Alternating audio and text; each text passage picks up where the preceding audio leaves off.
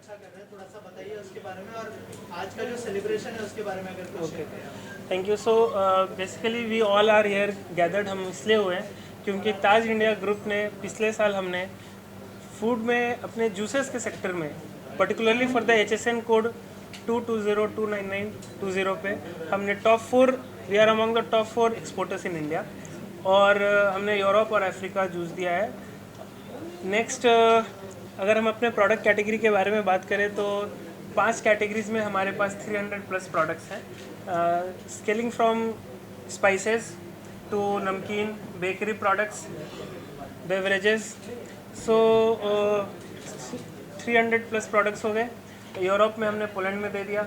और नेक्स्ट हमारा जो विज़न है जिस पे हम काम करना चाहते हैं, me and my partner mister Harpreet Singh there in Poland, हमारा है कि हम एक फूड पार्क लगाना चाहते हैं, और फूड पार्क में हमारी खुद की अपनी मैन्युफैक्चरिंग यूनिट हो, हर कैटेगरी के प्रोडक्ट के लिए अपनी अपनी एक इंडिविजुअल मैन्युफैक्चरिंग यूनिट हो, सो दैट जो हमारा कमिंग डिमांड है उसको हम फुलफ़िल कर पाएँ, और इंडिया में जो लोग लोकल लोग हैं उनको एम्पावरमेंट और जॉब हम जनरेट करके दे पाएँ।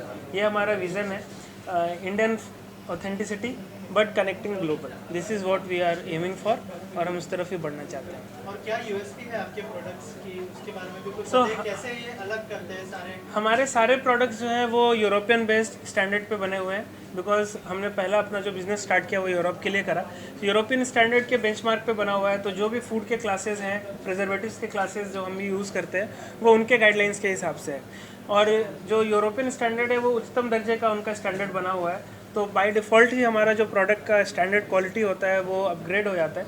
प्लस हम जो भी प्रोडक्ट्स यूज़ करते हैं वो जेन्युइनली इंडिया में ही जो सोर्स किए हुए प्रोडक्ट्स हैं, हम बाहर से कोई प्रोडक्ट लेते नहीं हैं, और उसको ही यूज़ करते हैं और उससे हम अपना प्रोडक्ट बनाते हैं। प्रोडक्ट की क्वालिटी बोले तो जूस के बारे में अगर मैं बोलूँ तो हमारा पल्प बेस्ड जूसेस है, वी डोंट यूज़ कॉन्सनट्रेट्स, हम कॉन्सनट्रेट्स यूज़ नहीं करते। हैंडमेड बिस्किट्स हैं, हम जो भी ऑयल यूज़ करते हैं सब इंडिया में ही सोर्स किए हुए हाई क्वालिटी प्रोडक्ट्स हम बिल्ड करते हैं। आपने जब शुरुआत की थी क्या क्या चैलेंजेस आए थे उसके बारे में कुछ अगर so when we started, challenges तो बहुत थे, लेकिन चैलेंज एक ऐसी चीज़ है जब तक हम उसे पार नहीं करेंगे, हम आगे जो हम बढ़ना चाहते हैं तो हर काम में चैलेंज है। आज मैं यहाँ आया, बारिश इतनी हो रही है, ये भी चैलेंज था, बट सबको हम यहाँ आ गए। सो इस तरह से हमारी जर्नी स्टार्ट हुई। एक्सपोर्ट करना था तो एक्सपोर्ट का कोई आइडिया नहीं था, but government, thanks to government, उन्होंने जो पॉलिसीज़ बिल्ड करी है उससे हमें बहुत हेल्प हुआ। आगे भी हम जो प्रोजेक्ट का प्लान कर रहे हैं टू मेक एटलीस्ट कि एक हमारा अपना मिनी फूड पार्क तो हम बना पाएँ। 50 करोड़ का हमारा ये प्रोजेक्ट है, तो उसमें गवर्नमेंट की सब्सिडीज़ पे भी हमारे बात चल रहा है। उनका जो गाइडलाइंस है और जो उनके रूल्स रेगुलेशन है उनको हम अगर मीट करते हैं तो दे हैव एश्योर्ड अस कि हमें उनके हेल्प मिलेगा।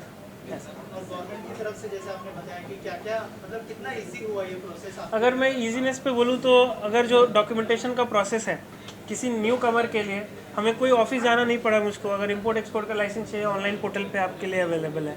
प्लस क्लियरेंस का काम ऑनलाइन हो जाता है, सब कुछ हमें डिटेल मिल जाता है। एपिडा के वेबसाइट पे मुझे कनेक्ट मिल जाता है कि कोई ऐसा बायर चाहिए, because a newcomer, what we need is the new business. हमें नया बिजनेस चाहिए, नए लोग चाहिए जिनसे हम कनेक्ट कर पाएँ। तो उसके लिए एक ऑथेंटिक प्लेटफॉर्म गवर्नमेंट ने अच्छा बिल्ड किया हुआ है जहाँ पे हम कनेक्ट हो सकते हैं एपिडा का, उससे अभी हमें बहुत हेल्प मिलता है। इन प्रोडक्ट्स के अलावा और कुछ प्लानिंग है, और कुछ एड ऑन्स आ रहे हैं या कुछ यूनिक लेके आओगे? हाँ, हमारे पास जो अभी कमिंग अपलाइन प्रोडक्ट्स हैं जिस पे हम वर्क कर रहे हैं वो है इंडिया का स्पेशल टी, जो इंडिया में ही सोर्स होता है और हम उसको एक्सपोर्ट करना चाहते हैं, बाहर के विदेश के देशों में देना चाहते हैं। और प्लस हमारा ऑयल पे काम चल रहा है, we are about to launch our own oil. Oil में जैसे कि हमारा सीसम ऑयल होता है, उसके बाद सनफ्लावर ऑयल होता है, सब और organic and cold press oil जिस पे हम काम कर रहे हैं। ये हमारे फ्यूचर प्रोजेक्ट्स हैं जिस पे हम वर्क करेंगे। एक्सपोर्ट करना एक बहुत बड़ा चैलेंज होता है, उसके बारे में कुछ बताइए कि एक्सपोर्ट जब आपने शुरुआत की तो कैसे, मतलब उसमें क्या क्या चैलेंज? हाँ, सबसे पहले तो एक्सपोर्ट का जो इनिशियल, जब भी हम एक्सपोर्ट के बारे में सोचते हैं तो सबसे पहले हमारे दिमाग में आती है वो सेफ्टी पेमेंट्स को लेकर के, कि हमने किसी को स्टॉक देना है, वो हमारे से 10,000 किलोमीटर दूर बैठा है ना, मैं कभी गया उसके पास, और how we can build that trust कि वो हमारे प्रोडक्ट पे भरोसा करे और मैं माल दूँ और मुझको वो पैसा टाइम पे क्लियर कर दे। इसके लिए गवर्नमेंट ने बहुत अच्छा सेटअप बनाया हुआ है जहाँ पे बैंक को गारंटी मिल जाती है बीच में, और गवर्नमेंट के कुछ कम्युनिटीज़ बने हुए हैं पोर्टल जहाँ पे जिनके थ्रू अगर हम डील करते हैं तो गवर्नमेंट टेक्स द रिस्पॉन्सिबिलिटी कि आपका पैसा कुछ होता है तो वो फिर उसके आगे उस पर काम करती है। तो ये चैलेंज हमने फेस करा। दूसरा जो चैलेंज हमें आता है इसमें वो ये है कि फॉर अस एक्सपोर्ट करने के लिए आपको क्या चाहिए कि सारे लाइसेंसेस, क्लियरेंस, ये सारा डॉक्यूमेंटेशन आपके पास होना चाहिए। तो इसका नॉलेज गैदर करने के लिए इस पर कैसे काम कर सकते हैं, यहाँ पे भी गवर्नमेंट ने अच्छा काम किया हुआ है, पोर्टल्स बनाए हुए हैं जहाँ से आप नॉलेज ले सकते हैं। यूट्यूब पे नॉलेज अवेलेबल है, प्लस एजेंसीज हैं जो सपोर्ट करती हैं इस चीज़ में। आपके जितने भी प्रोडक्ट्स हैं आपने बताया कि सब एक्सपोर्ट होता है, तो जिन कंट्रीज में एक्सपोर्ट होता है तो वहाँ से आपको फीडबैक मिलता है वो कंट्री से उन लोगों का, तो ऐसे कौन से प्रोडक्ट्स हैं जिसके अच्छे फीडबैक्स आपको मिलते हैं जिससे आपका मनोबल और बढ़ता है कि हम और आगे कर सकते हैं? बहुत अच्छा क्वेश्चन किया आपने। अभी रिसेंट में हमारा जो जूस है, अफ्रीका एक ऐसी कंट्री है जिसे हम थोड़ा अंडर एस्टिमेट करके चलते हैं ना कि हाई क्वालिटी यूरोपियन प्रोडक्ट, वहाँ तो लोकल सोर्स होता होगा। बट मैं अपने प्रोडक्ट की बात बताऊँ, हमारा ये जो बॉटल है 1 लीटर का, ये इसलिए ज़्यादा चल रहा है, एक कंटेनर खाली हो गया, बिकॉज ये जो बॉटल की जो क्वालिटी है, लोग फ्रिज में पानी भर के रखने के लिए यूज़ कर रहे हैं। मतलब वहाँ पर कोई ऐसा ब्रांड नहीं है जो इतने अच्छे क्वालिटी का इस रेट पे क्वालिटी प्रोडक्ट दे रहा है बॉटल, सो कि वो रीयूजेबल हो। तो ऐसी ऐसी छोटी छोटी चीज़ें हैं, मैं फीडबैक के लिए बोल रहा हूँ, जो आपको नहीं पता होता, बट आप when you work on the quality तो वो लोगों को समझ में आ जाती है चीज़। वो प्रोडक्ट देखते ही, छूते ही, फील होते ही समझ में आता है कि they have worked on the quality of the product. तो ये फीडबैक हमारा उधर से। सो इंटरनेशनल मार्केट में आपके प्रोडक्ट्स जैसे जाते हैं, Yes.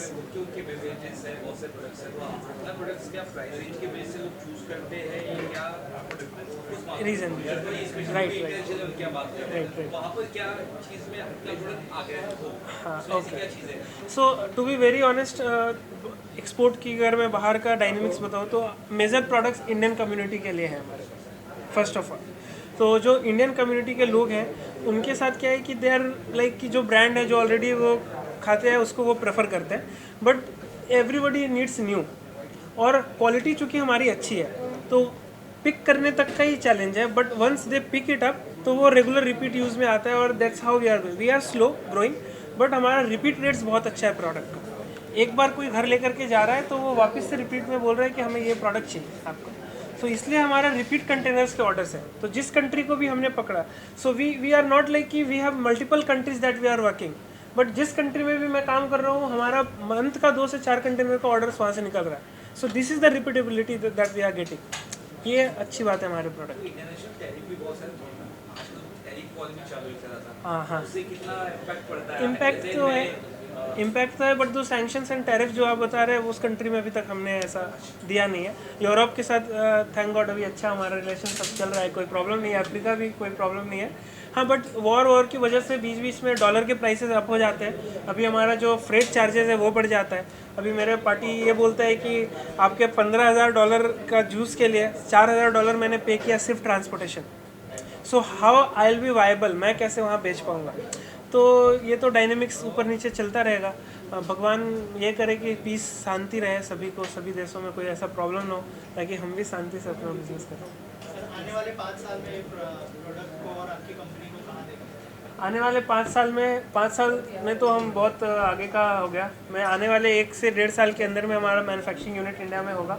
1000 लोगों को हम जॉब क्रिएट करके दे रहे होंगे फूड के रिलेटेड ही, डायरेक्टली इनडायरेक्टली डायरेक्ट फार्मर्स के साथ हम सोर्स करेंगे हमारा प्रोडक्ट। और इंडिया में अगर मैं पर्टिकुलरली इंडिया में बात करूं तो 14 to 15 स्टेट्स हमारा टारगेट है और 45 से 50 शहरों में हम अपना स्टॉक दे रहे होंगे। और टर्नओवर अराउंड हमारा कम से कम नहीं भी तो 50 करोड़ के आसपास पर्सनल कंपनी का टर्नओवर होगा आने वाले 1 साल में।